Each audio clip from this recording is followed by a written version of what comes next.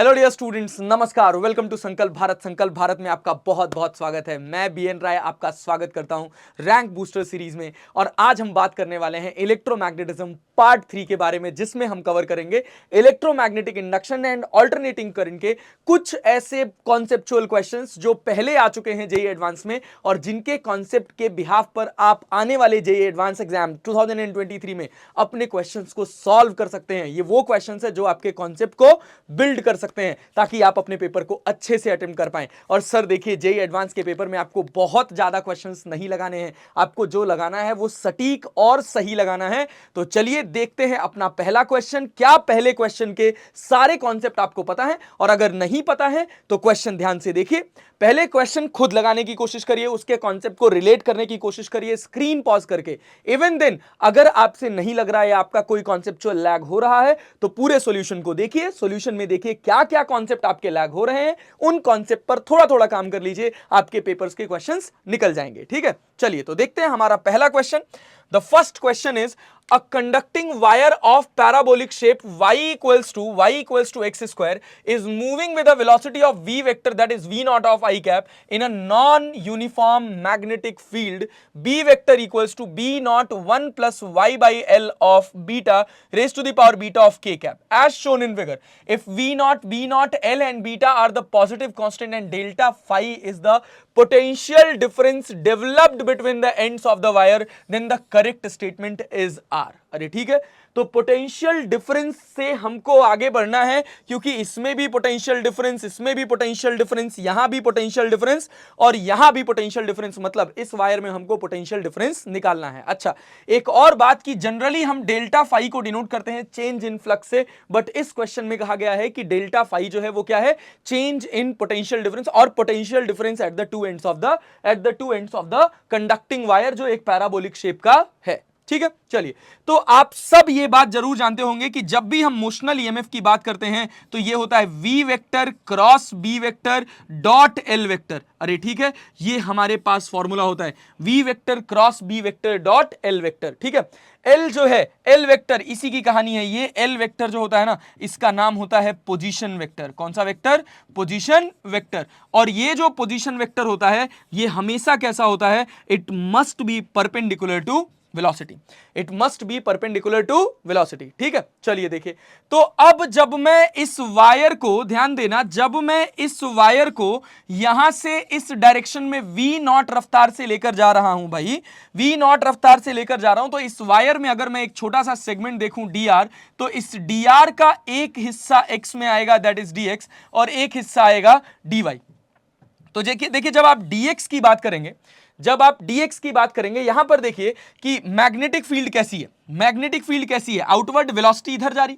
अरे magnetic field हो गई आउटवर्ड और वेलोसिटी किधर जा रही है? वेलोसिटी इधर जा रही है। तो देखिए ये जो आपके पास मिला b वेक्टर और cross b vector, b vector cross b vector, ये इसका डायरेक्शन किधर मिलेगा? इसका डायरेक्शन क्या नीचे की तरफ मिलेगा? अरे भाई बात समझ आ रही? देखिए v वेक्टर इधर जा रहा है, v वेक्टर इधर जा रहा है भाई, और b वेक्टर आउटवर्ड आ रहा है, तो v क्रॉस b का जो रिजल्टेंट आएगा वो किधर आएगा? वो नीचे की तरफ आएगा। और जो हमारा l वेक्टर है वो ऐसे रखा हुआ है भाई। अगर मैं dx की बात करूं, अगर हम कौन से सेगमेंट की बात कर रहे हैं? अगर हम dx वाले सेगमेंट की बात कर रहे हैं, एक अपने पास सेगमेंट है dx और एक सेगमेंट है अपना dy। तो अब बताइए, जब मैं इस वायर की बात करूं तो इधर लग गया अपने पास v vector cross b vector का डायरेक्शन आ गया, और भाई साहब इसका जो dx है वो इधर है dx और v क्रॉस b। dx और v क्रॉस b के बीच का एंगल जो है वो क्या है? वो 90 डिग्री है। और जब आप डॉट प्रोडक्ट की बात करते हैं तो cos 90 आएगा, और cos 90 की वैल्यू होती है 0। तो इसमें कोई भी ईएमएफ इंड्यूस नहीं होगा। तो जो होगा वो बस किस में होगा? वो बस केवल y वाले हिस्से में होगा, वो हिस्सा जो वेलोसिटी के परपेंडिकुलर है, वो हिस्सा जो वेलोसिटी के परपेंडिकुलर है भाई। तो जब मैं इंड्यूस्ड ईएमएफ लिखने जाऊंगा तो मैं इंड्यूस्ड ईएमएफ कैसे लिखूंगा भाई? चलो पहले इस स्क्रीन को ब्लैक कर लिया जाए भाई, बैकग्राउंड ब्लैक करते हैं इसका। देखिए अगर बात करी जाए कि वो हिस्सा जो मैग्नेटिक फील्ड, जो वो हिस्सा जो वेलोसिटी के परपेंडिकुलर है, ध्यान दीजिएगा, इस क्वेश्चन को बहुत प्यार से समझिएगा सर, ये क्वेश्चन आपका मोशनल ईएमएफ का पूरा कॉन्सेप्ट क्लियर कर देगा। ये इधर जा रहा था कितने से, वी नॉट से, अरे ठीक है यार ध्यान दो, वी नॉट से जा रहा था और कह रहा कि ये लेंथ एल है, ये लेंथ अंडर रूट एल है। ध्यान देना है, ये जो वैल्यू है अपने पास, ये वैल्यू है अंडर रूट एल और ये जो वैल्यू है ये अपने पास है एल। तो बताओ कौन से हिस्से से ईएमएफ इंड्यूस होगा, ठीक है, कौन से हिस्से से ईएमएफ इंड्यूस होगा? क्या ये अंडर रूट एल वाला, इस पूरे पैराबोला का अंडर रूट एल वाला हिस्सा ईएमएफ इंड्यूस करेगा या परपेंडिकुलर वाला हिस्सा? अगर मैं इधर लेकर जा रहा हूं तो अभी मैंने देखा कि अगर आप वायर ऐसे रखा हुआ है, इसका जो डिस्प्लेसमेंट वेक्टर है, ये डिस्प्लेसमेंट वेक्टर इधर है और इसी डायरेक्शन में आप इसको दौड़ा रहे हो भाई, इफ द वेलोसिटी वेक्टर का डायरेक्शन और डिस्प्लेसमेंट वेक्टर का डायरेक्शन, ध्यान देना, वेलोसिटी वेक्टर और डिस्प्लेसमेंट वेक्टर का डायरेक्शन अगर दोनों सेम हो गया तो ईएमएफ इंड्यूस कितना होगा? ईएमएफ इंड्यूस 0 होगा। मतलब डिस्प्लेसमेंट वेक्टर जो है वो वेलोसिटी वेक्टर से 90 डिग्री का एंगल बनाना चाहिए, ठीक। मतलब अगर मैं इसमें छोटा सा सेगमेंट देख रहा हूं dr, तो इस dr का जो dy वाला सेगमेंट होगा, इस dr का जो dy वाला सेगमेंट होगा, जो ये वाला सेगमेंट होगा, इसी सेगमेंट से ईएमएफ इंड्यूस होगा। और हमको यहां पर जो ईएमएफ इंड्यूस दिखाना है दैट इज डी फाई, और डी फाई की वैल्यू किसके बराबर हो जाएगी? That will be equal to BLV। किसके बराबर? BLV के बराबर। तो देखो, तो भाई मैग्नेटिक फील्ड हो गई B, अरे वेलोसिटी हो गई v नॉट, और भाई कौन सा हिस्सा भी हम देख रहे हैं, इसका छोटा सा हिस्सा देख रहे हैं, कौन सा भाई? dy। तो ये अपने पास हो गया bv नॉट dy। लेकिन मैग्नेटिक फील्ड जो है वो यूनिफॉर्म नहीं है, और मैग्नेटिक फील्ड आपको क्या दे रखी है? That is b naught 1 plus y by L की पावर बीटा, ठीक है। तो b नॉट, b कितना दे रखा है? b naught 1 plus y by L की power beta into V naught into D Y. बहुत बढ़िया यार। अब डी वाई को इंटीग्रेट कहां से कहां तक करोगे? 0 से लेकर एल तक। और डी फाई को इंटीग्रेट करोगे तो तुमको मिलेगा डेल्टा फाई। अब ध्यान दो, डेल्टा फाई की वैल्यू किसके बराबर होगी? तो भाई वी नॉट और वी नॉट को हम बाहर कर लें। देखो ये बी नॉट और ये वी नॉट कॉमन हो जाएगा, कांस्टेंट था, बी नॉट वी नॉट को बाहर कर लिया, और यहां क्या? डी वाई को अंदर मल्टीप्लाई कर देंगे। अगर डी वाई को अंदर मल्टीप्लाई करेंगे भाई तो ये कितना है अपने पास? ये देखिए, ये लिखा हुआ है अपने पास magnetic field 1 plus Y by L की power beta, 1 plus Y by L की पावर बीटा। तो डी वाई को अंदर लेके आओगे तो ये हो जाएगा डी वाई 0 से लेकर एल तक। क्यों? क्योंकि यही जो सेगमेंट होगा, इसका जो वाई वाला सेगमेंट होगा, वाई वाला हिस्सा जो होगा, वाई कंपोनेंट जो होगा इस पूरे पैराबोला का, वही वाला कंपोनेंट जो है वो ईएमएफ इंड्यूस कराएगा, एक्स वाला नहीं कराएगा, ठीक है। चलिए, तो ये हो गया डी वाई। फिर उसके बाद प्लस साइन लगाया और फिर क्या लिखा? y बाई एल की power beta of D Y, 0 से लेकर एल तक। अब इसको इंटीग्रेट करते हैं तो delta phi will be equal to B not V not, अरे डी वाई का हो जाएगा आपके पास, डी वाई का हो जाएगा y, 0 से लेकर एल तक लिमिट लगाएंगे तो ये l हो जाएगा।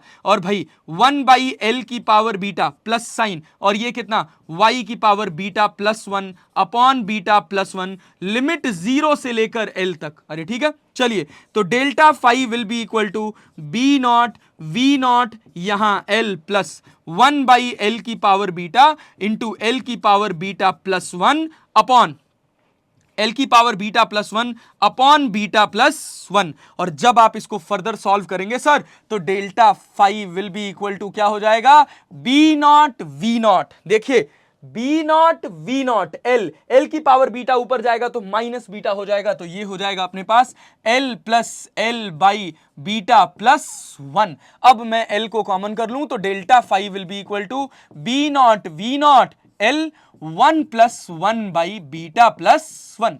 अरे ठीक है, अगर फर्दर आप इसको सॉल्व करना चाहें तो delta phi will be equal to B not we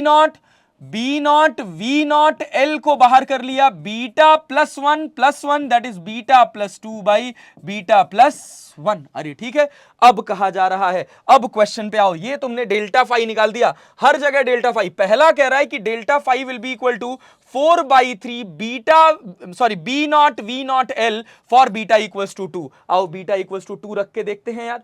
beta equals to 2 रखो तो देखो क्या मिलेगा। अगर बीटा की जगह तुम 2 रखोगे तो delta phi will be equal to B not V not L. अरे 2 प्लस 2 क्या 4 हो जाएगा, और 2 प्लस 1 क्या 3 हो जाएगा, तो ये होगा 4/3 B not V not L. ये हो गया आपके पास delta phi at delta phi at beta equals to 2। देखो कितना बढ़िया सवाल है, बस जेई एडवांस में ये इस वजह से आया है कि आपको दो कॉन्सेप्ट की समझ होनी चाहिए। पहला कॉन्सेप्ट क्या, कि इसका जो एक्स वाला हिस्सा होगा उससे कोई ईएमएफ इंड्यूस नहीं होगा, बस कौन से वाले हिस्से से होगा, डीवाई वाले से। जो प्रोजेक्शन इस पूरे वायर का जो प्रोजेक्शन वेलोसिटी के परपेंडिकुलर होगा बस उसी से ईएमएफ इंड्यूस होगा। पहला कॉन्सेप्ट हो गया। और दूसरा कॉन्सेप्ट भाई साहब कि ये रख कर इतनी अच्छी मैथमेटिक्स आपको आनी चाहिए, ठीक है, कोई खास बात नहीं है। If you are preparing for JEE advance, JEE means आपने निकाल लिया है, तो सर आप इतने काबिल तो हैं कि आप इस तरह के क्वेश्चंस लगा सकें, ठीक है। तो चलिए देखते हैं, इसका पहला ऑप्शन तो अपना सटीक बैठ गया,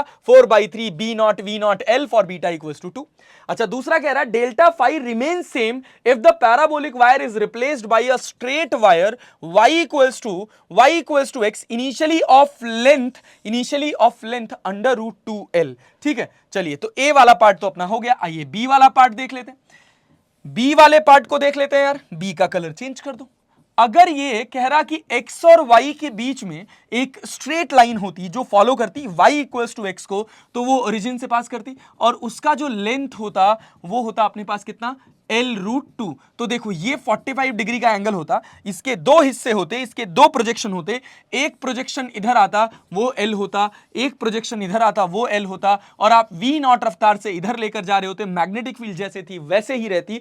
तो भाई तुमको बस किससे मतलब है, y एक्सिस के प्रोजेक्शन से, ग्राफ कैसा भी हो उससे कोई लेना देना नहीं है। कंडक्टिंग वायर किस शेप का है उससे कोई लेना देना नहीं है, बस उसका प्रोजेक्शन जो है वो y एक्सिस पर अगर L के बराबर आया, जैसा पहले था, देखो जैसा पहले था, अगर पहले y एक्सिस पे प्रोजेक्शन L था, इस पैराबोलिक को हटाकर मैंने स्ट्रेट वायर रख दिया, अभी भी इसका प्रोजेक्शन x एक्सिस पे L ही है, तो दोनों सिचुएशन में जो ईएमएफ इंड्यूस होगा भाई वो सेम ही रहेगा। अरे ठीक है, तो B answer is the right answer, ठीक। अच्छा, सी कह रहा है delta phi will be equal to 1/2 B not V not L for beta equals to 0। अगर तुम बीटा इक्वल्स टू 0 रखोगे तो ये कितना मिलेगा, 2/1। तो मतलब जो सी ऑप्शन होगा वो अपना सी ऑप्शन सही नहीं होगा। अच्छा, डी ऑप्शन कह रहा है delta phi is proportional to the length of wire projected on the Y axis and D is the very right answer. यही तो हम तब से डिस्कस कर रहे हैं,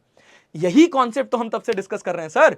अरे समझ आए, देखिए पहला ही क्वेश्चन मोशनल ईएमएफ का इतने शानदार कॉन्सेप्ट आपके लिए लेकर आया। क्या क्या, कि अगर मैं v वेलोसिटी से किसी भी कंडक्टिंग वायर को लेकर जा रहा हूं, उसका शेप कैसा भी है, तो बस उसी हिस्से से, उसी प्रोजेक्शन से ईएमएफ इंड्यूस होगा जो उस वेलोसिटी के परपेंडिकुलर होगा। अरे ठीक है, और भाई और दूसरी बात क्या, अगर शेप कुछ भी है प्रोजेक्शन सेम आ रहा है, अगर शेप कुछ भी है प्रोजेक्शन सेम आ रहा है, तो भाई जो ईएमएफ इंड्यूस होगा वो सेम ही ईएमएफ इंड्यूस होगा, ठीक है। और तो भाई कैलकुलेशन देखने को मिली अपने को, अच्छी खासी एक ठीक ठाक कैलकुलेशन, इंटीग्रेशन की कैलकुलेशन देखने को मिल गई। ये था अपना पहला शानदार सा क्वेश्चन इलेक्ट्रोमैग्नेटिक इंडक्शन का। देखिए छोटे टॉपिक हैं, electromagnetic induction and alternating currents are very small topics, but important क्या है कि ये स्मॉल टॉपिक्स से क्वेश्चंस आते हैं लगभग हर साल।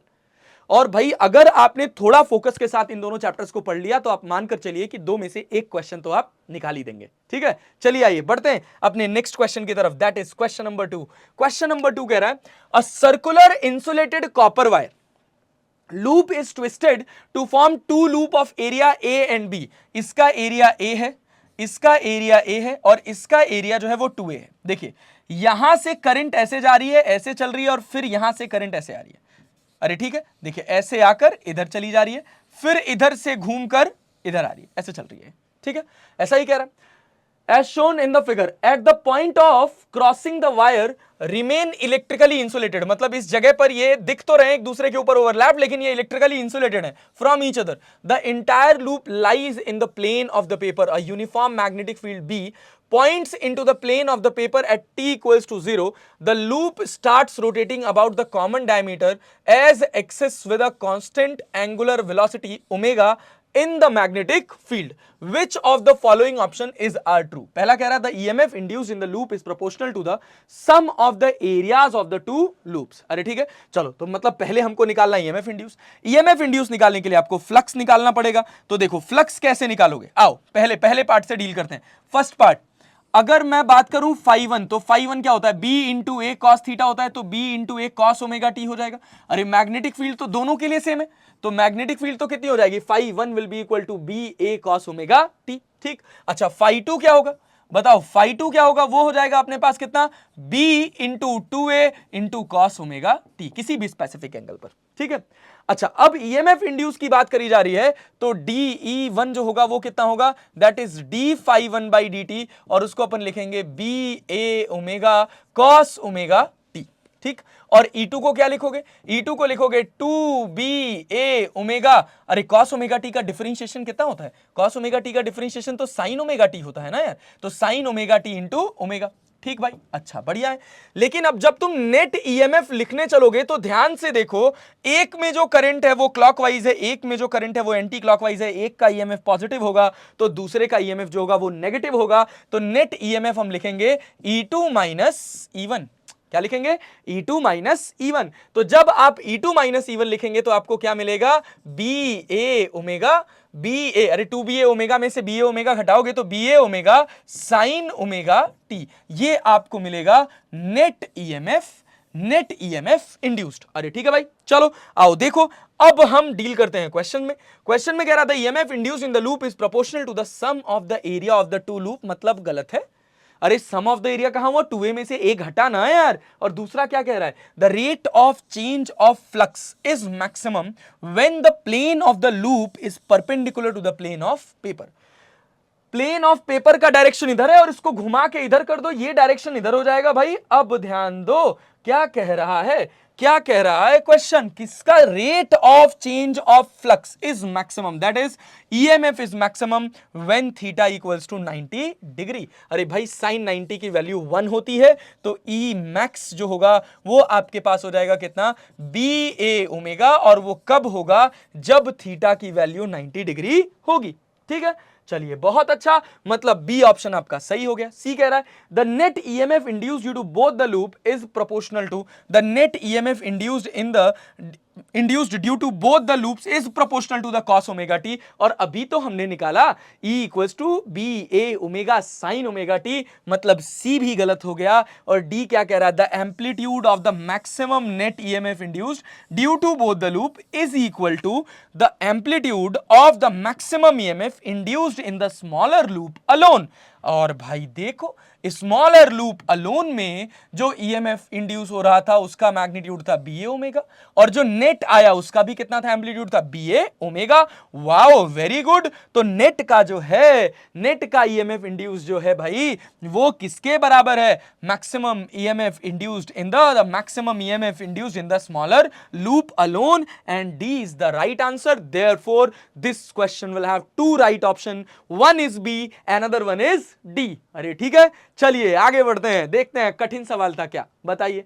ये जेईई एडवांस में पूछा गया है, ये कठिन क्वेश्चन है क्या, नहीं ना। चलें आगे बढ़ें, आइए देखते हैं अपना नेक्स्ट क्वेश्चन।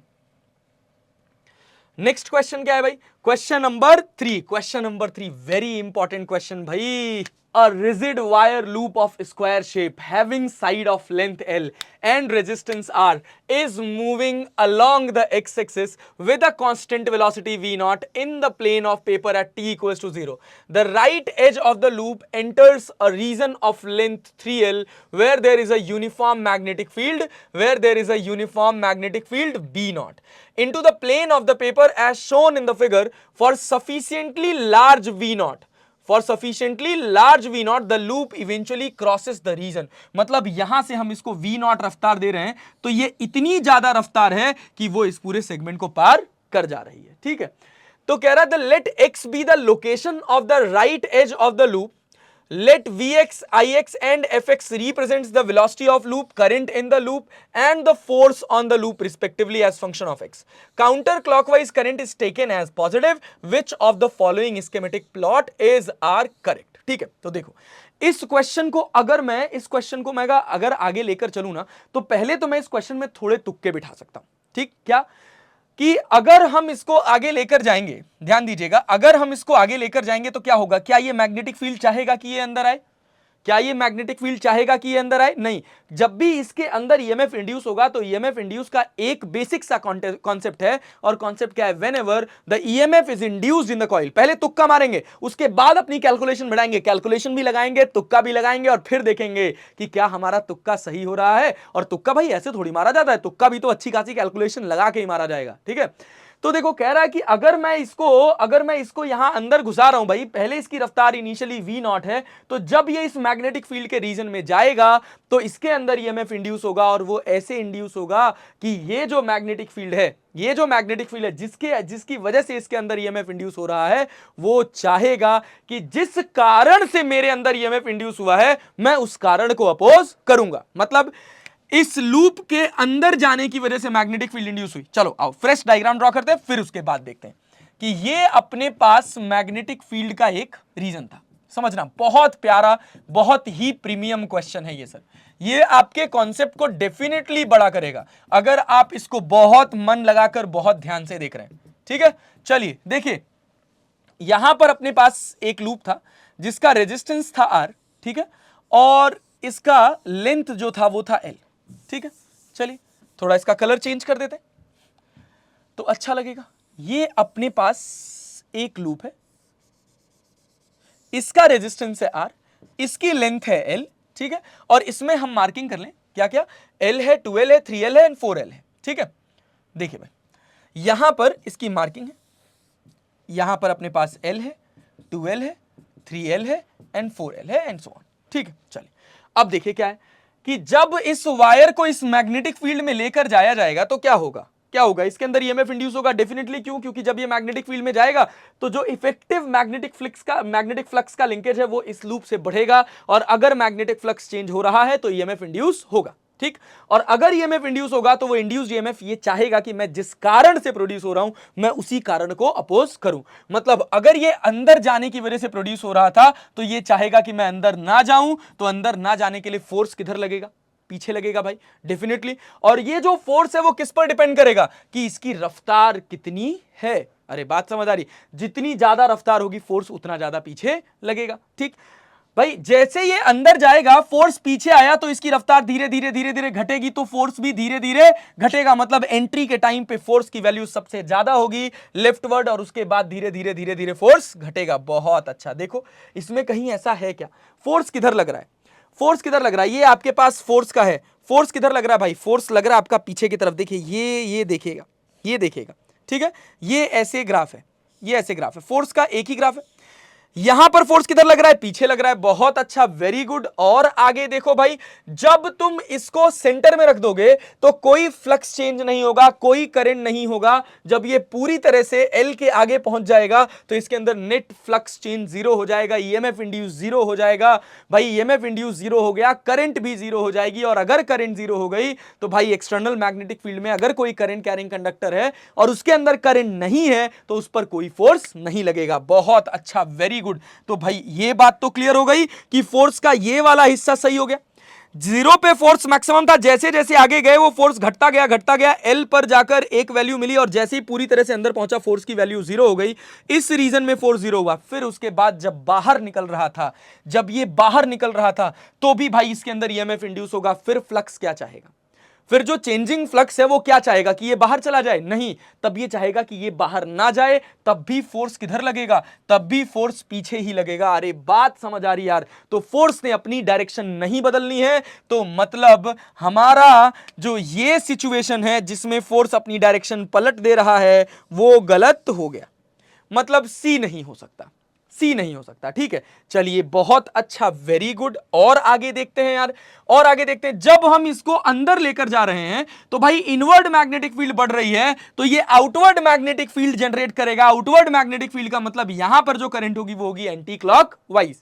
जब ये पूरी तरह से अंदर पहुंच जाएगा, कोई फ्लक्स में चेंज नहीं होगा, कोई ईएमएफ इंड्यूस नहीं होगा, कोई करंट आने वाली नहीं है। लेकिन जैसे ही ये बाहर जाएगा, इनवर्ड मैग्नेटिक फील्ड घटेगी और लूप जो है वो इनवर्ड मैग्नेटिक फील्ड जनरेट करने की कोशिश करेगा। और इनवर्ड का मतलब है क्लॉकवाइज, मतलब करंट जो होगी वो हो जाएगी आपके पास क्लॉकवाइज। तो देखिए यहां पर करंट ने अपना डायरेक्शन नहीं बदला, मतलब ए जो होगा वो सही आंसर नहीं होगा, डी जो होगा वो सही आंसर होगा। अरे ठीक है, पहले करंट पॉजिटिव थी, फिर करंट नेगेटिव हो गई, D will be the right answer. अब बात करते हैं बी की। देखिए क्या हुआ, जब ये एंटर कर रहा था तो फोर्स पीछे लग रहा था, मतलब वी नॉट से इसकी रफ्तार घटते घटते घटते घटते वी हो गई। जैसे ही ये पूरी तरह से अंदर चला गया, फोर्स जीरो हो गया, वेलोसिटी कांस्टेंट। अब जब फिर ये बाहर आएगा तो फिर फोर्स कहां लगेगा, जब ये बाहर निकलने की कोशिश करेगा। ध्यान दीजिएगा, जब ये लूप बाहर निकलने की कोशिश करेगा तो फिर से फोर्स कहां लगेगा, पीछे लगेगा, और फिर इसकी रफ्तार घटेगी। वाह, बहुत अच्छा, वेरी गुड भाई साहब। तो रफ्तार घटेगी, अरे रफ्तार घटेगी भाई, तो जो बी होगा वो सही ऑप्शन होगा। अरे ठीक है, हमेशा रफ्तार आगे ही है, बस क्या हो रहा है कि जब वो एंटर कर रहा था तो वी नॉट से घट के वी हुई, जैसे पूरी तरह से एंटर कर गया फोर्स जीरो हो गया, वेलोसिटी कांस्टेंट हो गई। फिर जब बाहर निकलना शुरू हुआ, फिर रफ्तार पीछे, फिर फोर्स पीछे लगा, तो फिर रफ्तार घटने लगी। अरे बात समझ आ रही है भाई, तो देख लो भाई, लेकिन रफ्तार ने अपनी डायरेक्शन नहीं पलटी, तो बी और डी जो है वो सही आंसर है। ठीक, और रियलिटी में वो सही है। अब कैलकुलेशन से देखते हैं। अब आओ सेम क्वेश्चन में कैलकुलेट करके देखते हैं यार। जब तुम सेम क्वेश्चन को कैलकुलेट करने जाओगे तो क्या लिखोगे, क्या लिखोगे भाई? आई इक्वल्स टू, बताओ, आई इक्वल्स टू, या ईएमएफ इंड्यूस्ड, ईएमएफ इंड्यूस्ड की बात करो तो ईएमएफ इंड्यूस्ड क्या लिखोगे? ई इक्वल्स टू क्या होता है भाई, जब तुम इसको इसके अंदर लेकर जा रहे हो तो बीएलवी होता है ना भाई।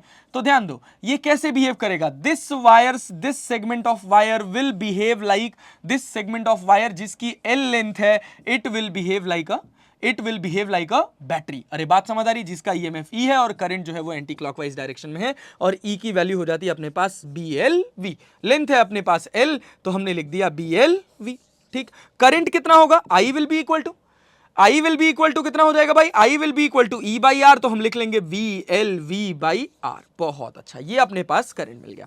ये कब है, जब ये कहीं अंदर होगा मैग्नेटिक फील्ड में, इसका कुछ हिस्सा मैग्नेटिक फील्ड में होगा और कुछ हिस्सा मैग्नेटिक फील्ड के बाहर होगा। ध्यान दीजिए, ये सिचुएशन है, ये सिचुएशन है, ये इसका कुछ हिस्सा मैग्नेटिक फील्ड के अंदर है, इस समय इसकी रफ्तार कितनी है, v है। अब आपको चाहिए कि ये रफ्तार कितनी होगी, उसके लिए आपको लिखना होगा फोर्स, और फोर्स का फॉर्मूला क्या होता है, देखिए फोर्स का फॉर्मूला क्या होता है, F इक्वल्स टू क्या जानते हैं आप, F इक्वल्स टू क्या IBL जानते हैं? अरे बिल्कुल जानते होंगे। I की वैल्यू देखिए, तो आई की वैल्यू आपने कितनी निकाली, BLV बाई आर निकाली। अरे बहुत बढ़िया, तो आई की जगह हमने निकाला BLV by R into B into L, तो F अपने पास निकल कर आया B square L square V by R, ये रेजिस्टेंस है, कैपिटल आर। ठीक, अब हम जानते हैं कि जो फोर्स होता है वो मास इंटू एक्सेलरेशन के बराबर होता है, तो इसको हम लिखेंगे MA into B square L square V by R, और भाई ये जो फोर्स लग रहा है ये रिटार्डिंग नेचर का है, तो यहां पे हो जाएगा माइनस MA। ठीक है, चलिए आइए देखते हैं।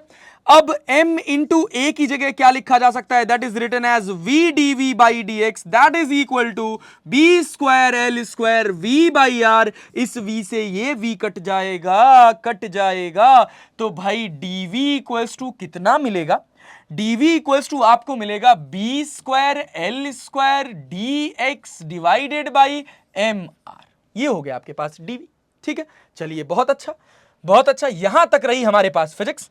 और अब इसके बाद हम बात करेंगे, यहां पर माइनस साइन लगा दीजिए, अब हम बात करेंगे मैथमेटिक्स का। क्या कि जब L की वैल्यू जीरो थी, as a function of x निकाल रहे हैं, जब L की वैल्यू जीरो थी तो रफ्तार v नॉट थी, जैसे जैसे हम अंदर जा रहे हैं रफ्तार जो है वो बढ़ रही है। अरे ठीक है, तो v as a function of x निकाल रहे हैं, ध्यान दीजिएगा, v as a function of x, तो इसको करेंगे तो ये मिलेगा v minus v nought, v minus V nought, और ये कितना हो जाएगा, that is minus of B square L square by M R, और dx का इंटीग्रेशन हो जाएगा आपके पास x, तो v की वैल्यू हो गई आपके पास v not minus B square L square by M R into X. ठीक है, अरे बात समझ आ रही, जेई एडवांस का एग्जाम दे जा रहे हो, ऐसी कैलकुलेशन से डरना नहीं है, आसान है, इसमें कुछ खास बात नहीं है, कॉन्सेप्चुअली ये बिल्कुल भी कठिन नहीं है। ठीक है, चलिए देखिए, ये आपके पास मिल गई क्या, ये आपके पास मिल गई velocity as a function of x। देखो v नॉट कांस्टेंट है, b कांस्टेंट है, l कांस्टेंट है, m कांस्टेंट है, r कांस्टेंट है, तो ये अपने पास हो गया। अब इसको अगर मैं कंपेयर करूं तो y इक्वल्स टू ये हो गया c minus M X, m constant है और c minus M X slope negative है, मतलब भाई साहब, और ये जो v नॉट है ये इस पूरी रफ्तार से बड़ा है। ऐसा क्यों कहा जा रहा है, क्योंकि क्योंकि क्वेश्चन में ही लिख दिया कि v not velocity with a constant velocity v naught in the plane of the paper, और इसको समझिएगा कि for the sufficient large v naught the loop eventually crosses the region। मतलब ये इतनी लार्ज है कि ये पूरे के पूरे रीजन को पार कर जा रही है। अरे बात समझ आ रही? मतलब आप x की कोई सी भी वैल्यू रख लो, x की आप कोई सी भी वैल्यू रख लो, 0 से लेकर 4l के बीच में वेलोसिटी हमेशा जो आएगी वो पॉजिटिव ही आएगी, ठीक है। और अगर पॉजिटिव आएगी, अगर ये वेलोसिटी हमेशा कैसी आएगी? पॉजिटिव आएगी, तो देखो इसका, इस वेलोसिटी का जो चेंज हो रहा है ये कब तक होगा? जब तक फोर्स लगेगा तभी तक होगा। तो फोर्स कहां से कहां तक लग रहा है? जब x की वैल्यू 0 से लेकर l तक है तभी तक फोर्स लग रहा है। मतलब ये घटने की रफ्तार, वेलोसिटी के घटने की रफ्तार 0 से लेकर x तक, और फिर उसके बाद जब ये बाहर निकलेगा, कहां से? जब ये 4l के बाद से बाहर निकलने लग जाएगा तब। अरे ठीक है, लेकिन हर सिचुएशन में जो रफ्तार होगी वो पॉजिटिव ही होगी। अरे ठीक है, चलिए ये हमको यहां से क्लियर हो गया। मतलब मेरा पहले एक्सप्रेशन से b निकल गया, ठीक है। b is the right answer. आइए आगे बढ़ते हैं, अपने नेक्स्ट पार्ट पर चलते हैं भाई। जब हम नेक्स्ट पार्ट पर पहुंचेंगे भाई, हमने क्या क्या निकाल दिया? हमने अगर v निकाल दिया तो अब हमको कुछ भी कठिनाई नहीं है फोर्स लिखने में भी। देखिए पहले v निकल गया, पहले करंट लिख लो। I इक्वल्स टू क्या है अपने पास? I इक्वल्स टू है BLV by R. I equals to क्या है? I इक्वल्स टू क्या है? ध्यान दो, BLV बाई आर। कहां गया अपना I?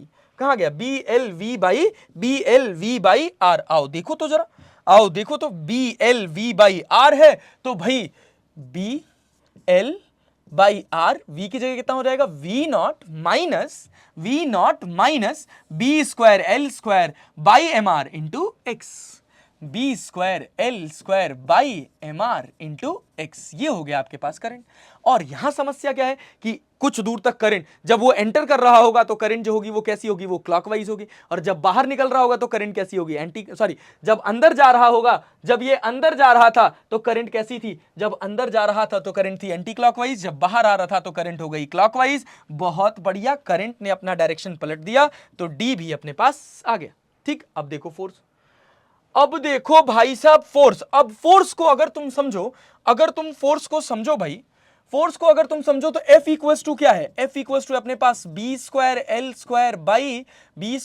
Square by R into V की जगह कितना है? V not minus B square L square by M R into X. और ये जो वैल्यू है ये हमेशा पॉजिटिव है। मतलब ये फोर्स अगर मेरा पहले लेफ्ट में लग रहा था तो हमेशा ही लेफ्ट में ही लगेगा। मतलब फोर्स अपना डायरेक्शन चेंज करने वाला नहीं है। If you want to solve this question with calculation then here is the total calculation. और अगर आप इसको तुक्का से भी सॉल्व करना चाहते तो आप वहां से भी इसको सॉल्व कर सकते थे, ठीक है, कोई खास बात नहीं थी। बट कैलकुलेशंस पर ज्यादा भरोसा रखेंगे, तुक्के पर तब जब आपके अप्रोप्रिएट क्वेश्चंस हो जाए कि आपको लग जाए कि मेरा सिलेक्शन अब फिक्स है, ठीक है।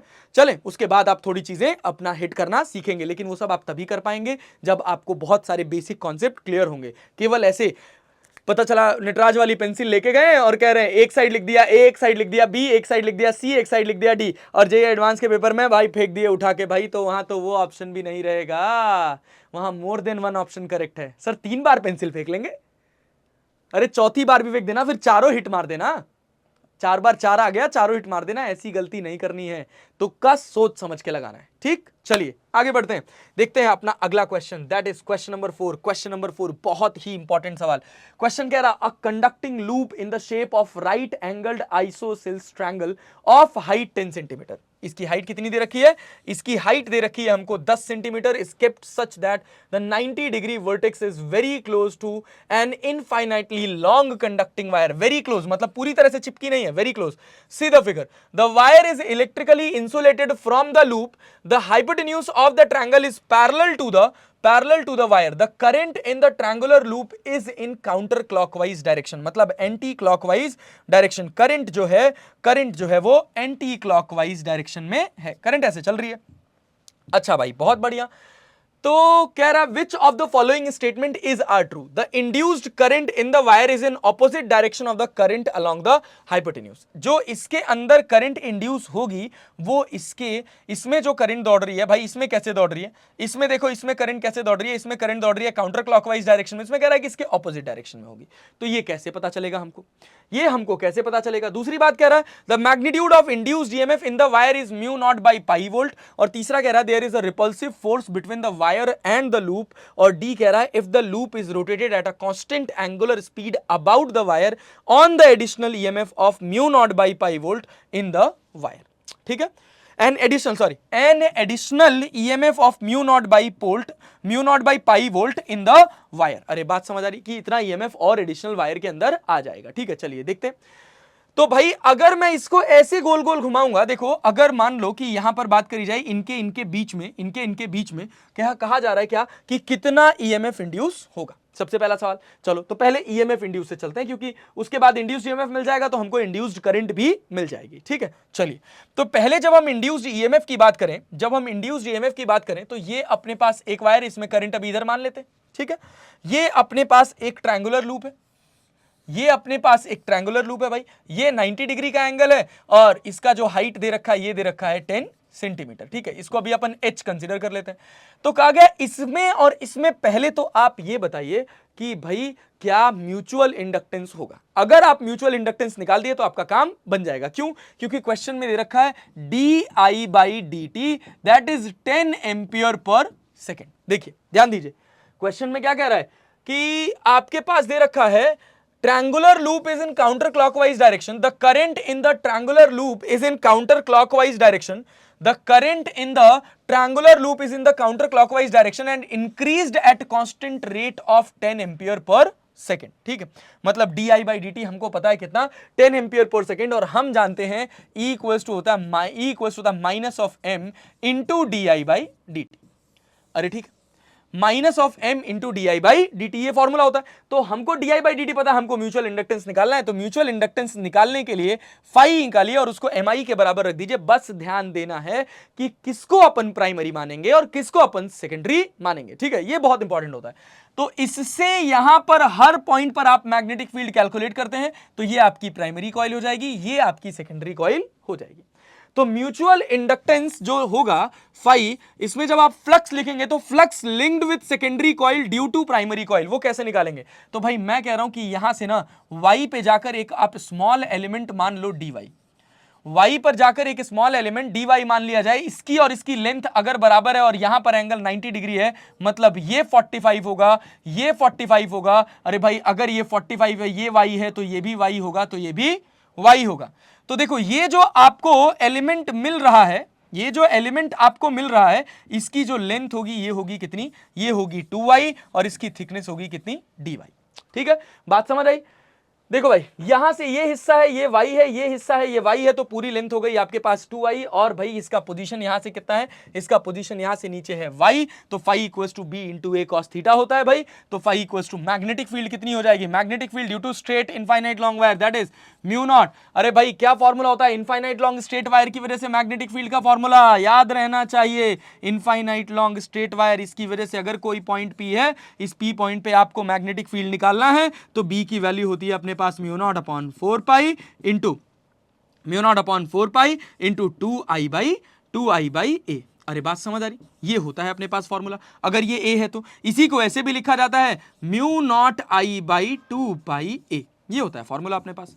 ठीक है, चलिए तो इस फॉर्मूले की मदद से अगर मैं मैग्नेटिक फील्ड निकाल रहा हूं तो मेरा मैग्नेटिक फील्ड आ जाएगा भाई, देखो mu nought i upon 2 y into area कितना हो जाएगा, एरिया हो जाएगा 2y इंटू dy। अब क्या 2 से 2 कट जाएगा, y से y कट जाएगा, तो phi sp that will be equal to mu nought i into dy और इंटीग्रेट कर दीजिए 0 से लेकर h तक डिवाइडेड बाई पाई। तो phi sp magnetic flux linked with secondary coil due to primary coil will be equal to mu naught h by pi into i। और मैं जानता हूं कि mutual inductance of secondary coil due to primary coil जो होता है वो बराबर हो जाएगा किसके, वो बराबर हो जाएगा अपने पास phi बाई आई के, तो that is equal to mu not H by, देखो म्यूचुअल इंडक्टेंस, ये आपके पास म्यूचुअल इंडक्टेंस हो जाएगा mu not H by pi, अरे भाई ठीक है, फाई एस पी को ऐसे लिखा जाता है mutual inductance of secondary due to primary into I. तो mutual inductance of secondary due to primary जो होगा वो आपके पास मिल जाएगा mu not H by pi, ठीक। अब ईएमएफ इंड्यूस्ड, अब ध्यान दो, induced EMF E equals to क्या लिखोगे, that is D phi by D T, तो mu not H by pi into भाई D phi by D T, मतलब फाई की वैल्यू कितनी, अरे भाई ई की value M into D I by D T भी तो होती है, M into D I by D T, M हो गया आपके पास mu not H by pi और D I by D T हो गया 10, तो mu naught 0.1 into 10 divided by pi, that can be written as mu not by pi. This one will be the EMF induced in the भाई rectangular, इसकी वजह से इसमें देख रहे हैं ना, तो इसमें इतना EMF इंड्यूस होगा, ठीक। चलिए अब कहा जा रहा है भाई, अब कहा जा रहा है the magnitude of induced EMF in the wire, the magnitude of induced EMF in the wire is mu not by pi volt. भाई देखो इसमें करंट दौड़ रही थी, इसकी वजह से इसमें करंट दौड़ रही थी, इसकी वजह से वायर के अंदर जो ईएमएफ इंड्यूस होगा वो कितना होगा, वो होगा म्यू नॉट बाई पाई। बहुत बढ़िया, अगर म्यू नॉट बाई पाई हुआ तो मतलब बी जो है वो अपना सही हो गया। अच्छा दूसरा कह रहा है कि if the loop is rotated at constant angular speed about the wire an additional EMF of mu not by pi volt in the wire is induced. क्या ऐसा होगा, अगर मैं इसको इस वायर से ऐसे गोल गोल घुमाऊं, ये वायर रख लूं, ये मेरा ट्रायंगुलर लूप है और इसको अगर मैं ऐसे गोल गोल घुमा रहा हूं, तो भाई क्या होगा, इससे जितना फ्लक्स यहां लिंक कर रहा है यहां भी वही लिंक करेगा, आप यहां कर देंगे तब भी वही लिंक करेगा, पीछे कर देंगे तो भी वही लिंक करेगा, तो एक्स्ट्रा इसके गोल गोल घूमने से फ्लक्स में कोई चेंज नहीं आया। और अगर फ्लक्स में कोई चेंज नहीं आया तो कोई भी एडिशनल ईएमएफ इंड्यूस होने वाला नहीं है। अच्छा दूसरी बात कह रहा है there is a repulsive force between the wire and the loop. तो अगर आप ध्यान से देखेंगे ना सर, तो इसमें जो करंट जाएगी, भाई यहां जो करंट आ रही है वो इधर आ रही है, और इसमें जो करंट आ रही है ऊपर वाले में, वो करंट जो होगी ना उसका डायरेक्शन इधर की तरफ होगा, ठीक। अब इस करंट की वजह से यहां पर फोर्स F इधर आएगा, यहां पर फोर्स F इधर आएगा, इस F का एक कंपोनेंट इधर जाएगा, एक कंपोनेंट इधर आएगा। देखिए इधर जो कंपोनेंट जाएगा वो जाएगा आपके पास F sin 45, ध्यान दीजिएगा, इधर जो कंपोनेंट जाएगा आपका वो कितना जाएगा, ये इधर जो कंपोनेंट आपका जाने वाला है, इधर जाने वाला है F, ये आप 45 हो गया, तो F cos 45, इधर जो जाएगा वो F sin 45। इस पे जो फोर्स लगेगा F डैश ऊपर की तरफ लगेगा, तो भाई F डैश की वैल्यू जो होगी वो 2F sin 45 से कम होगी। इस वजह से जो नेचर होगा वो कैसा होगा, वो रिपल्सिव होगा। भाई देखो इधर करंट, रिजल्टेंट करंट का जो वैल्यू है वो इधर की तरफ आएगा, और इसमें करंट इधर जा रही है। जब दो वायर पैरेलल रखे हो, एक दूसरे के ऑपोजिट करंट जाती है, तो जो फोर्स आता है वो रिपल्सिव इन नेचर होता है। तो C will be the right answer, there is a repulsive force between the wire and the loop. तो इसका दो ऑप्शन सही हो गया, एक बी हो गया, एक सी हो गया। ए को चेक करते हैं, the induced current in the wire is in the opposite direction of current along the hypotenuse. नहीं भाई, इन द डायरेक्शन होगा। अरे बात समझ आ रही है, इन द डायरेक्शन होगा। अरे क्लियर है यार, बात समझ आ रही है, in the direction of hypotenuse, तभी इसका जो नेचर आएगा वो रिपल्सिव आएगा। ठीक है, चलिए आइए आगे बढ़ते हैं, देखते हैं अपना अगला सवाल, that is question number 5। Question number 5 क्या कह रहा है, a current carrying infinite long wire is kept along the diameter of a circular wire loop without touching it, the correct statement is are. कौन सी स्टेटमेंट सही है? देखो ये आपके पास एक सर्कुलर वायर हो गया, इसके ऊपर आपने क्या कर दिया, एक वायर रख दिया ऐसे, ठीक है। अब देखिए क्या है, कह रहा था EMF induced in the loop is 0 if the current is constant. अगर ये जो करंट है ये कांस्टेंट है तो ऑब्वियस सी बात है कोई फ्लक्स चेंज नहीं होने वाला है। इधर जो मैग्नेटिक फील्ड होगी वो आउटवर्ड होगी, इधर जो मैग्नेटिक फील्ड होगी वो इनवर्ड होगी। मतलब भाई साहब फर्स्ट स्टेटमेंट इज राइट। दूसरा कह रहा है the EMF induced in the loop is finite if the current is constant. ध्यान दो, अगर करंट जो है वो कांस्टेंट है, अगर ये जो करंट है ये कांस्टेंट है, the EMF induced in the loop is 0 if the current is constant. भाई लूप में कोई भी ईएमएफ इंड्यूस नहीं होगा। अगर ये सही है तो the EMF induced in the loop is finite if the current is constant, ये गलत होगा। करंट कांस्टेंट होगा तो मैग्नेटिक फील्ड भी कांस्टेंट होगा, मैग्नेटिक फील्ड कांस्टेंट होगा, कोई फ्लक्स चेंज नहीं होगा तो कोई भी ईएमएफ इंड्यूस नहीं होगा। ठीक है, आइए देखते हैं अपना सी कह रहा है the EMF induced in the loop is 0 if the current decreases at steady rate. कह रहा है कि अगर करंट जो है वो घट रही है, तो देखो करंट घट रही है तो क्या होगा, क्या यहां पर ईएमएफ इंड्यूस होगा? हाँ भाई, इधर आउटवर्ड मैग्नेटिक फील्ड है और इधर कैसी मैग्नेटिक फील्ड है? इधर मैग्नेटिक फील्ड इनवर्ड है यार, ध्यान देना। तो जितना ईएमएफ इंड्यूस इधर पॉजिटिव होगा उतना ईएमएफ इंड्यूस इधर नेगेटिव होगा। नेट ईएमएफ इंड्यूस कितना हो जाएगा? नेट ईएमएफ इंड्यूस 0 हो जाएगा। अरे बात समझ आ रही है? तो the EMF induce in the loop is 0 if the current decreases at steady rate. बहुत बढ़िया, सी सही हो गया। तो भाई डी तो गलत होगा ही होगा। भाई एक कह रहा फाइनाइट है, नहीं भाई फाइनाइट नहीं होगा। जब सिमेट्रिकली रखा है तो इसमें जितना पॉजिटिव आएगा इसमें उतना ही नेगेटिव आएगा। अरे ठीक है, बढ़िया, यहां तक बात समझ आ रही है भाई। तो नेट ईएमएफ इंड्यूस 0 हो जाएगा। ये रहा हमारा क्वेश्चन नंबर 5। ठीक, बढ़िया सवाल था। आइए और देखते हैं और पीवाईक्यूज देखते हैं। Next question, that is question number 6। It is a very important question, बहुत ही अच्छा मैग्नेटिक फ्लक्स और इंड्यूस्ड ईएमएफ को लेकर एक अच्छा सा क्वेश्चन बनाया गया है और म्यूचुअल इंडक्टेंस को लेकर क्वेश्चन कह रहा है कि अ सर्कुलर वायर, ध्यान दीजिए क्वेश्चन कह रहा है, a circular wire of radius R is placed in the X Y plane centered at the origin हो a square loop of side A that is far far less than R having two turns. याद रखिएगा, having two turns is placed with its centre z equals to √3r along the axis of the circular wire loop as shown in figure. The plane of the square loop makes an angle of 45 degree with respect to z axis if the mutual inductance, then the value of p. If the mutual inductance m की value दे रखी है mu not a square by 2 p by 2 r, और कह रहा बताओ p की value क्या होगी। मतलब म्यूचुअल इंडक्टेंस निकालना है। अगर तुमको म्यूचुअल इंडक्टेंस निकालना है तो उसके दो तरीके हैं, पहले फ्लक्स निकालो और फ्लक्स को किसके बराबर रख दो? mi के बराबर रख दो। तो फ्लक्स कितना होगा? Phi equals to B into A cos theta होता है। फाई इक्वल्स टू क्या होता है? B into A cos theta. बहुत बढ़िया, अच्छी बात है, B into A cos theta. तो चलो देखो फ्लक्स का फॉर्मूला लिखो, आगे लिखते हैं, अगली स्लाइड पे लिखते हैं भाई। फाई इक्वल्स टू हो गया अपने पास, फाई इक्वल्स टू हो गया अपने पास कितना? B into A cos theta. तो बी की वैल्यू कितनी?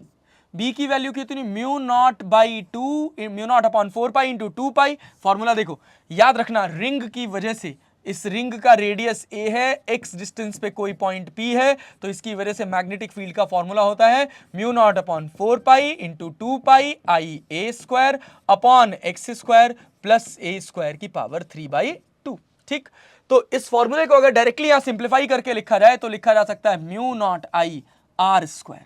अरे बात समझ आ रही? डिवाइडेड बाई 2, x की वैल्यू है 3r square √3r plus r square. अरे बात समझ आ रही? Raise to the power 3/2 into area कितना? एरिया हो जाएगा आपके पास a स्क्वायर। ये एक स्क्वायर है जिसका साइड कितना है a, और एंगल बन रहा है 45 डिग्री, तो इसको अपन लिख सकते हैं cos 45। सिंपल फ्लक्स का सवाल है यार, ऐसे क्वेश्चंस भी जेईई एडवांस में पूछे जाते हैं, कोई बड़ी बात नहीं है। तो देखो क्या होगा, क्या होगा? 5 will be equal to mu not I. अच्छा, दो टर्न्स थे, देखो हम भूल रहे हैं, इस दो से ये दो कट जाएगा भाई, तो कितना मिलेगा? Mu naught I R square. और ये कितना हो गया? इसको अपन लिख सकते हैं 2r स्क्वायर। अरे बात समझ आ रही? 2r का होल स्क्वायर, देखो 4r स्क्वायर आर स्क्वायर। अरे बात 3r square R square 4r square and raise to the power 3/2 into A square. cos 45 की वैल्यू 1/√2। ठीक, तो 5 will be equal to mu not I R square divided by 2 2 जा 4 2 जा 8r cube into √2 into A square. इससे ये cube cut जाएगा, तो phi की वैल्यू आ गई अपने पास mu not I A square upon mu naught I A square upon 8√2r। अरे बात समझ आ रही? और भाई म्यूचुअल इंडक्टेंस क्या होता है? m into I. तो m into I will be equal to mu not I A square upon 8√2r। अरे ठीक है यार, तो i से i कट गया, तो m की वैल्यू आ गई अपने पास म्यू नॉट a स्क्वायर, और इसको क्या लिख सकते हैं? 2 की पावर 1/2। अरे 2 की पावर 1/2, और ये 2 की पावर कितना? 2 2 जा 4 2 जा 8, तो 2 की पावर 3। और ये बात समझ आ रही? Plus 1/2 into R. तो इसको सॉल्व करेंगे तो ये आपके पास हो जाएगा म्यू नॉट ए स्क्वायर 2 की पावर 7/2 आर, मतलब P आपके पास मिल गया 7। P क्या मिल गया? 7। That means the right answer of this question is the value of P is 7। याद रखिएगा, ठीक है, बढ़िया सवाल था, सिंपल। देखिए जेईई एडवांस में इतने आसान क्वेश्चंस भी पूछे जाते हैं, ऐसी कोई बड़ी बात नहीं है कि सारे क्वेश्चंस कठिन होंगे, बस वो सही क्वेश्चंस का चुनाव आपको करना है कि कौन से क्वेश्चंस मैं निकाल ले जाऊंगा, किन टॉपिक्स में मेरा कॉन्फिडेंस बहुत अच्छा है। ठीक है, चलिए आइए बढ़ते हैं आगे, देखते हैं अपना अगला question, that is question number 7। हाँ भाई, ये बढ़िया सवाल है। ये क्वेश्चन है किसका, ये एक पैसेज बेस्ड क्वेश्चन है जिसमें 2 क्वेश्चंस पूछे गए थे, 2 पार्ट में इसका पैसेज है। पहले अपन दोनों पैसेज पढ़ेंगे, फिर उसके बाद क्वेश्चन सॉल्व करेंगे, ठीक है। चलिए देखिए, क्वेश्चन कह रहा है, a special metal S conducts electricity without any resistance, a closed wire loop made of S, a closed wire loop made of S does not allow any change in flux through itself by inducing a suitable current to generate a compensating flux. The induced current in the loop cannot decay due to its zero resistance. इसमें current घट नहीं सकती क्योंकि इसका resistance zero है. This current gives rise to a magnetic moment which in turn repel the source of magnetic field or flux. ये जो इधर से आ रहा है source of magnetic field, जिसका dipole moment, magnetic dipole moment m दे रखा है, उसको ये अपोज करे. ठीक है. Consider such a loop of radius a with its center at the origin. A magnetic dipole moment m is brought along the axis of the loop from infinity to a point at distance r that is far greater than a. From the center of the loop with its north pole always facing the loop as shown in figure. ये इसका north pole. अरे बात समझ आ रही? चलिए इसका दूसरा पार्ट पढ़ते हैं. The magnitude of the magnetic field of dipole m at point on the axis of distance on its axis at distance r is mu naught m upon 2 pi r cube, where mu naught is the permeability of free space. The magnitude of the force between the two magnetic dipole with magnetic moment m1 and m2 separated by distance r on the common axis with their north poles facing each other is k m1 m2 upon r की power 4, where k is constant of appropriate dimension. The direction of the force is along the line joining the two dipoles. ठीक. इसमें जो पहला part है, पहला question कह रहा है, वो कह रहा है when the dipole m is placed at distance r from the center of the loop as shown in figure, the current induced in the loop will be proportional to. इसमें जो करंट इंड्यूस होगा वो किसके proportional होगा, वो आपको current निकालना है. तो देखिए फाई इक्वल्स टू क्या होता है भाई, फाई इक्वल्स टू होता है आपके पास m इंटू आई. तो I की वैल्यू कितनी हो जाएगी, I की वैल्यू हो जाएगी फाई बाई एम. एम क्या है, म्यूचुअल इंडक्टेंस. ठीक है. और फाई की वैल्यू क्या हो जाएगी आपके पास, phi will be equal to B into A by M. ठीक. और मैग्नेटिक फ्लक्स कितना दे रहा है, मैग्नेटिक फील्ड कितना दे रखा है क्वेश्चन में. देखिए क्वेश्चन में कह रहा है कि magnetic field mu naught M upon 2 pi R cube है. अरे ठीक है, तो ये हो गया अपने पास mu naught M upon 2 pi M into R cube. अरे ठीक है.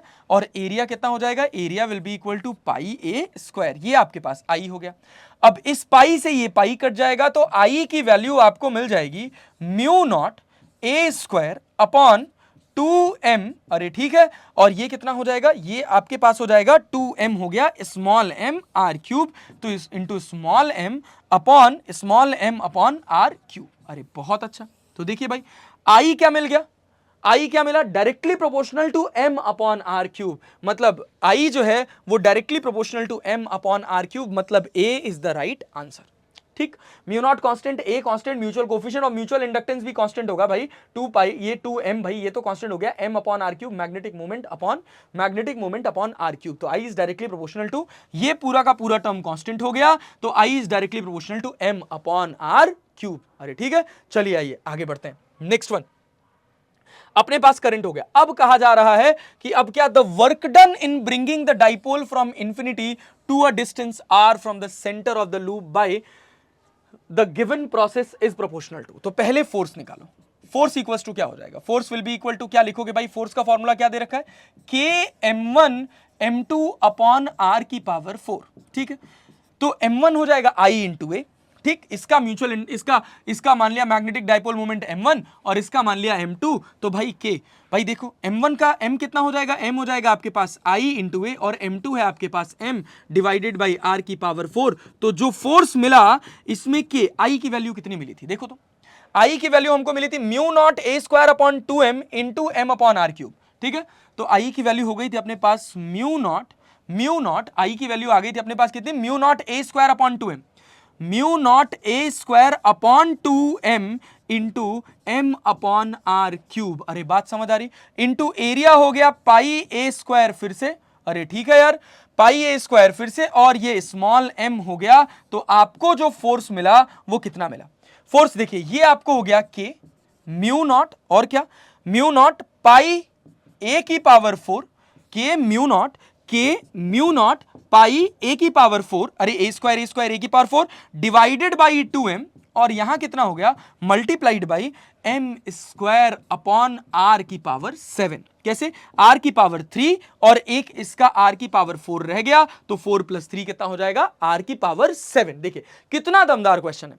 अब हमको फोर्स मिल गया, अब हमको करना क्या है, वर्क निकालना है। तो डी डब्ल्यू इक्वल टू होता है एफ डॉट डी आर। ठीक, तो f की वैल्यू को मैं लिख सकता हूं, इस पूरे कांस्टेंट को अगर हम c बना दे तो इसको क्या लिख सकते हैं, C M square upon R की पावर 7। तो C M square upon R की पावर 7 ऑफ डी आर, और इसको अगर तुम डी डब्ल्यू को इंटीग्रेट करोगे यार तो ये w हो जाएगा, और ये कितना हो जाएगा सी एम स्क्वायर, आर की पावर 7 था ये, अरे ठीक है, ये आर की पावर कितना था, ये आर की पावर 7 था भाई, ये r की पावर 7 था, तो ये कितना हो जाएगा -1 अपॉन r की पावर 6। अरे भाई 7 ऊपर जाएगा तो -7 + 1 दैट इज -6, अरे ठीक है, और ये अपॉन 6 तो यहां 6 हो जाएगा, अरे ठीक है, तो -1 अपॉन 6 r की पावर 6, तो w will be equal to, भाई w is directly proportional to m square upon r की पावर 6। ये आपके पास वर्क आ गया। तो देखिए वर्क है क्या, m स्क्वायर अपॉन r की पावर 6, दैट इज c, तो c will be the right answer. This is for question number 8 and the next one and the last one was for question number 7, that is m upon r cube. बढ़िया सवाल था, passage का एक शानदार सा question, जिसको आप अगर ढंग से पढ़े तो भाई इसको तो आप सॉल्व कर ही सकते हैं। ठीक, कोई खास बात नहीं थी, सब कुछ पैसेज में गिवन था। तो पैसेज वाले क्वेश्चंस को जरूर ट्राई करें, क्योंकि उसके आंसर्स बहुत टफ नहीं आते हैं, और आपको एक एज मिलता है कि उसके जो आंसर्स होते हैं वो 1 ऑप्शन करेक्ट ही होते हैं। ठीक, तो जरूर ट्राई करिए। चलिए आगे बढ़ते हैं, देखते हैं अपना अगला सवाल, that is question number 9। Question number 9 बढ़िया सवाल है भाई, बहुत ही अच्छी कैलकुलेशन है क्वेश्चन में। इस क्वेश्चन को वही कर सकता है जिसको बढ़िया आरएल सर्किट का एक एक लाइन बाई कॉन्सेप्ट क्लियर हो। ठीक, तो देखिए क्वेश्चन कह रहा है कि in the given figure the switch S1 S2 are closed simultaneously, इन दोनों को साथ में क्लोज करा जा रहा है at t equals to 0 and the current starts to flow in the circuit. Both the batteries have same magnitude of electromotive force EMF, and the polarities are as indicated in the figure. Ignore the mutual inductance between the inductors. The current I in the middle wire reaches its maximum magnitude, that is I max, at t equals to tau.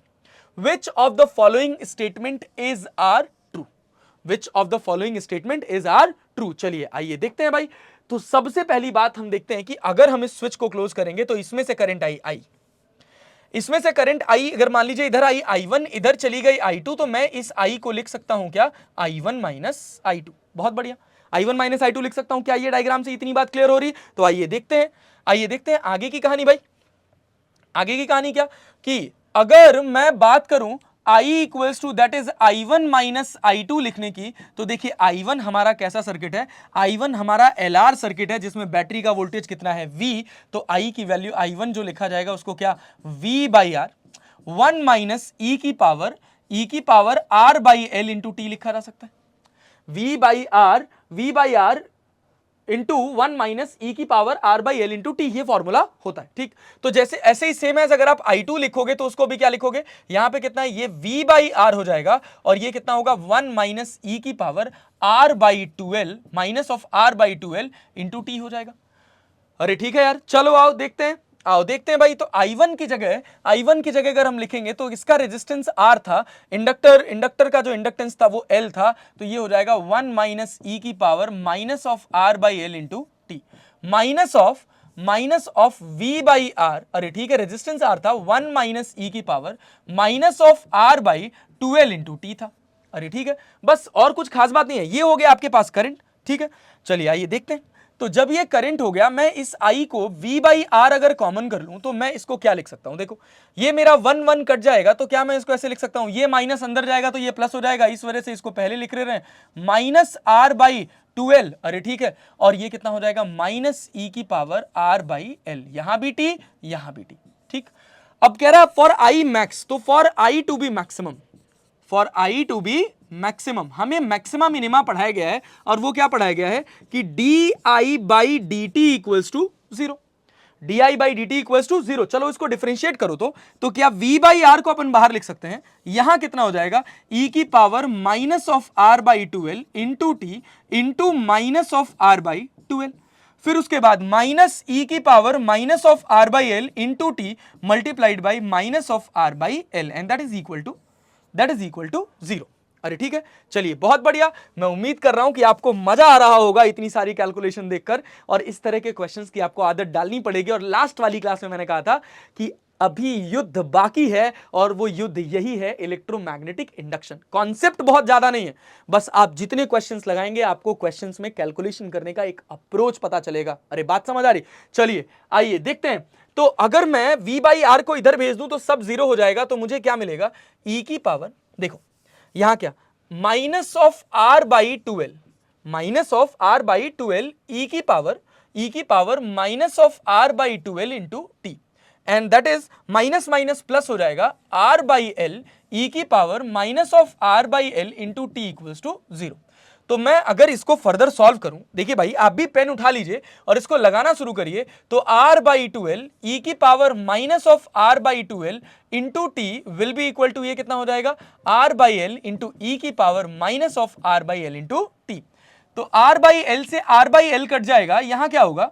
यहां क्या होगा भाई? देखो इसको अपन लिख सकते हैं 1 by 2 equals to, इस वाले को नीचे लेके जाओ, तो e की power minus of r by L into t, e की power minus of r by L into t divided by e की power minus of r by 12 into t. ठीक, सॉल्व करोगे तो 1 by 2 will be equal to e की power minus of r by 12, ऊपर जाएगा तो plus हो जाएगा, और सॉल्व करेंगे तो minus of r by 12 into T आ जाएगा।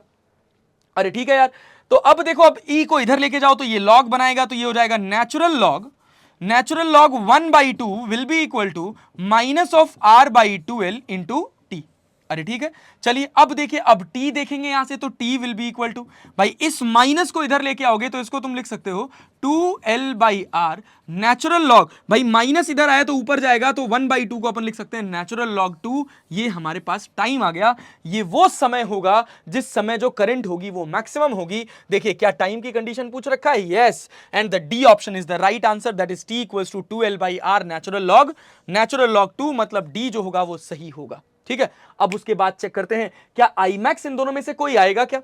इन दोनों में से कोई आएगा क्या? तो आई मैक्स का अपने पास फॉर्मूला है, देखो ये आई मैक्स है आपके पास, यहां क्या करना है? बस टी की जगह ये वैल्यू उठाकर रख देनी है। तो उसके लिए आइए देख लेते हैं, आई इक्वल्स टू अपने पास कितना है? v by R, I equals to क्या है? v बाई आर ई की power minus of r by 12 into T, e की power minus of r by 12 into T, फिर माइनस ऑफ ई की power r by L into T, ये है। चलिए तो I equals to v by R e की power minus of r by 2l into T की जगह क्या लिख देंगे? 2l by R natural log 2। अरे ठीक है, और उसके बाद क्या? और उसके बाद क्या भाई? माइनस ऑफ ई की power r by L into T की जगह 2l by R natural log 2, यहां भी माइनस आ जाएगा।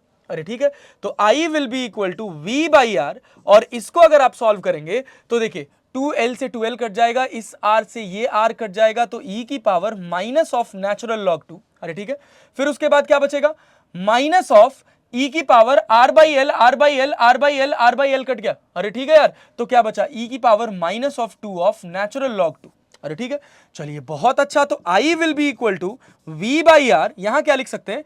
e की power natural log 1 by 2 minus e की पावर नेचुरल लॉग 1 बाई 4। अरे 2 का स्क्वायर हो जाएगा तो 1 बाई 4 हो जाएगा, नेचुरल लॉग ई और नेचुरल लॉग ई कट जाएगा, तो I will be equal to v by R 1 by 2 minus 1 by 4, and that is I max जो आपको मिलेगा यहां से, I max that will be equal to what? That will be equal to v by 4r। अरे वाह भैया, ये है जेई एडवांस, यहां आपको तोड़ा जाएगा, फोड़ा जाएगा, मरोड़ा जाएगा, तब आप, अगर वो सब आप अपने शरीर के साथ, अपने मस्तिष्क के साथ झेल गए, तब आप भारत के सबसे प्रीमियम इंस्टीट्यूट तक पहुंच पाएंगे। तो इस तरह के क्वेश्चंस के लिए आपको तैयार रहना पड़ेगा। तो B and D will be the right answer. अरे ठीक है, चलें आगे बढ़े, आइए देखते हैं अपना अगला सवाल, that is question number 10 and it is the last question of EMI and AC। EMI and AC में जो भी complication questions थे वो सब हमने कवर कर लिए, और उसका आखिरी सवाल यहां पर है। ठीक है, चलिए इस क्वेश्चन को पढ़ते हैं, समझते हैं और सॉल्व करते हैं। क्वेश्चन क्या कह रहा है? A source of constant voltage, हाँ भाई क्या है?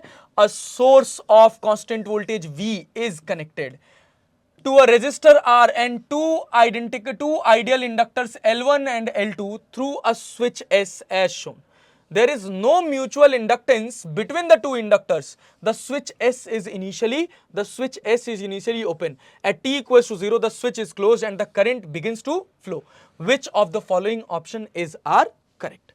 जैसे ही हम इस स्विच को क्लोज करेंगे तो करंट फ्लो करेगा तो बताइए इसमें से कौन कौन से ऑप्शन सही होंगे। पहला ऑप्शन कह रहा है at t equals to 0 the current through the resistor R is V by R. अरे भाई जब यहां से वी बाई आर जाएगा तो इधर भी डिवाइड होगा और inductor at t equals to 0 पर कैसे बिहेव करता है, ओपन स्विच, और अगर स्विच ओपन है तो कोई करंट फ्लो होने वाली नहीं है। तो भाई पहला ऑप्शन जो है वो हमारा गलत ऑप्शन होगा।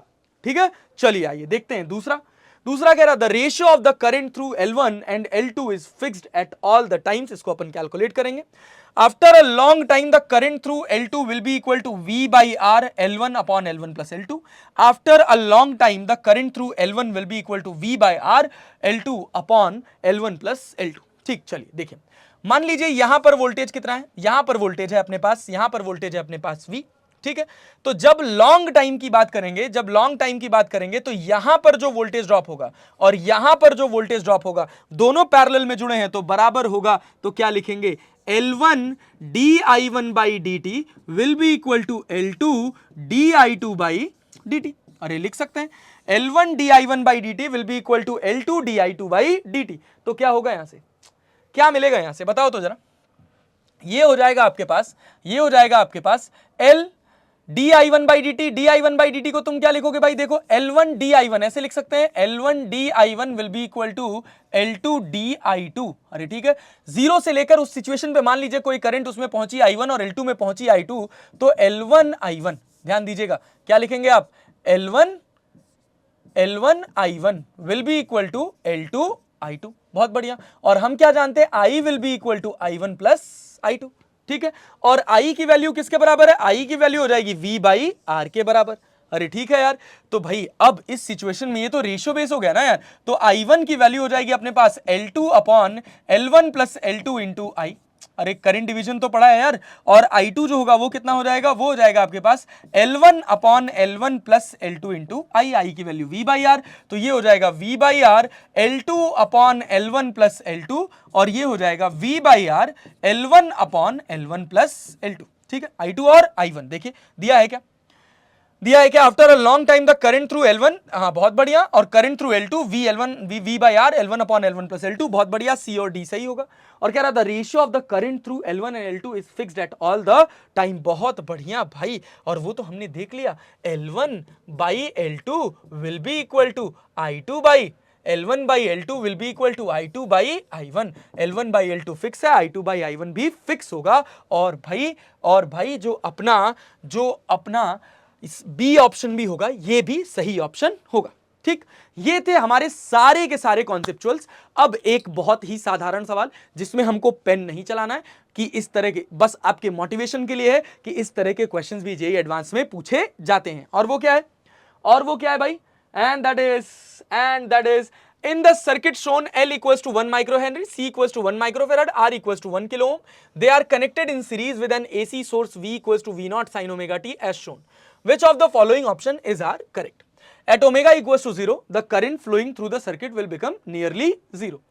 दूसरा कह रहा है the frequency at which the current will be in phase with voltage is independent of R. बहुत बढ़िया, in which the current will be in phase with the voltage is independent of R. अरे बात समझ आ रही भाई, वो जो फ्रीक्वेंसी होती है वो रेजोनेंट फ्रीक्वेंसी होती है जब V और I दोनों सेम फेज में होते हैं, और वो होता है omega equals to 1 by under root of L into C। और वो जो फ्रीक्वेंसी होती है वो R पर डिपेंड नहीं करती है, तो B जो होगा वो सही ऑप्शन होगा। अच्छा कह रहा है the current will be in phase with the voltage if omega equals to 10 to the power 4 radian per second. तो देख लो यार, omega will be equal to L की अंडर रूट ऑफ L की वैल्यू कितनी दे रखी है, L की वैल्यू दे रखी है 10 टू द पावर -6, और भाई L की वैल्यू और इसकी वैल्यू 10 टू द पावर -6, तो -12 अंडर रूट है तो 6 हो जाएगा, तो omega will be equal to 10 to the power 6। यहां क्या है 10 टू द पावर 4, मतलब C नहीं होगा, D कह रहा है।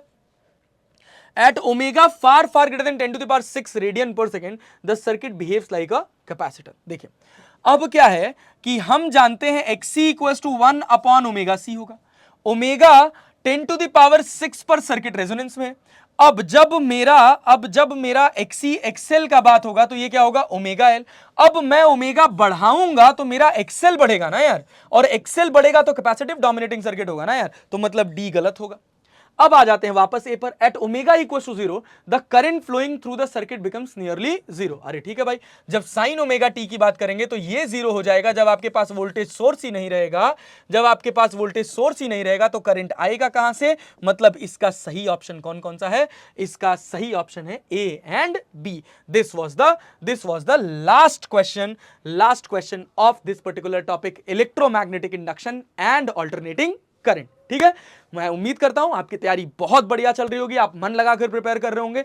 हमसे आपको जो सपोर्ट मिल रहा है उस सपोर्ट के लिए मैं आपका थैंकफुल हूं कि आप लोग इतनी मेहनत कर रहे हैं कि हम आप तक ये कंटेंट पहुंचा रहे हैं। इसको मन लगाकर पढ़िए, मन लगाकर देखिए, और भाई पेपर पेन उठाकर जरूर क्वेश्चन को सॉल्व करिए, क्योंकि पेपर पेन उठाकर सॉल्व करेंगे सर तभी वो आपके दिमाग में जाएगा और फिर दिमाग से वापस आपके फिंगर टिप पर आएगा, और जो फिंगर टिप पे होगा सर वही पेपर में होने वाला है और कुछ नया नहीं होगा। ठीक है, तो मन लगाकर पढ़िए, अच्छी प्रैक्टिस करिए। इसके बाद हम आपसे मिलेंगे with a very detailed part of the physics, that is mechanics. ठीक है, चलिए अब मैकेनिक्स के साथ मिलेंगे, बहुत सारी बातें करेंगे, मैकेनिक्स के बहुत सारे दमदार क्वेश्चंस मैं आपके लिए लेकर आ रहा हूं जो आपके कॉन्सेप्ट को बहुत बड़ा कर देंगे। ठीक है, मिलते हैं आपसे नेक्स्ट वीडियो में, तब तक के लिए धन्यवाद।